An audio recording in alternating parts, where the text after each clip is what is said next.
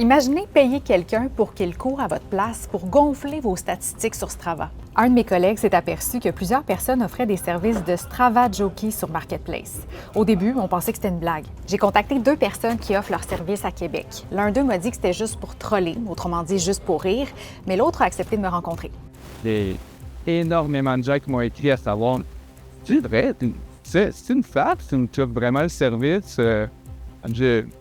Je pensais pas que ça allait aller jusque-là. » On a réalisé que c'est une tendance qui se développe dans le domaine de la course à pied en Europe. Soit c'est quelqu'un qui veut découvrir l'application, soit c'est quelqu'un qui a besoin d'être ailleurs pendant une heure et qui ne peut pas l'avouer. Plusieurs médias français en ont fait des reportages dernièrement. C'est d'ailleurs ce qui a poussé Félix Léonard à proposer ses services. Il a reçu des dizaines de messages, plusieurs personnes ont montré leur intérêt, mais personne n'est allé de l'avant.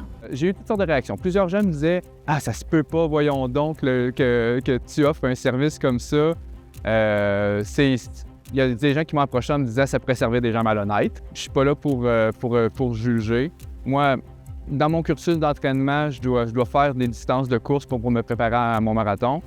Donc, je dois accomplir ces courses-là de toute façon. Je suis allée dans une boutique spécialisée dans la course à pied pour voir si la communauté à Québec avait déjà entendu parler des Strava Jockey. Oui, j'étais au courant que ça existait. On dirait que je me disais qu'on n'était pas là, nous, tu sais. Je n'osais pas croire qu'on était rendu là. En 2024, Strava comptait plus de 135 millions d'utilisateurs répartis dans plus de 190 pays.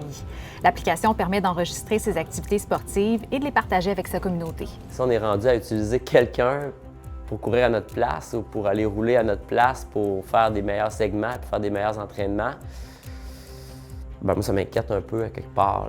Sur Strava, les sportifs recherchent les kudos, l'équivalent de mention j'aime, qui salue l'effort physique. Je vois quand même de plus en plus de clients qui sortent de Strava parce qu'ils se rendent compte qu'il y a un côté quand même malsain à ça, puis ça fait en sorte qu'ils ont de la difficulté à y aller mollo dans leur entraînement. Mais là, si vous pensiez avoir tout vu, attendez. Le mois dernier, il y a un homme des Pays-Bas qui a lancé le site Fake My Run. Il produit des itinéraires que les utilisateurs peuvent télécharger sur des applications comme Strava. Mais déjà, l'application aurait réussi à supprimer les activités suspectes et à bannir les faux comptes. Dans une entrevue dans The New York Times, le créateur l'admet, il y a une relation amour-haine avec son site. Mais selon lui, il s'intéresse à un problème qui est bien réel. Un simple passe-temps est devenu extrêmement compétitif. Je pense que le sport est vraiment en vogue en ce moment, ce qui risque d'amener des gens qui veulent s'y coller, qui veulent s'y identifier sans nécessairement avoir les performances de leurs amis ou collègues de travail. Fait que je pense que oui, il pourrait avoir un certain intérêt à vouloir être capable de s'identifier à la masse.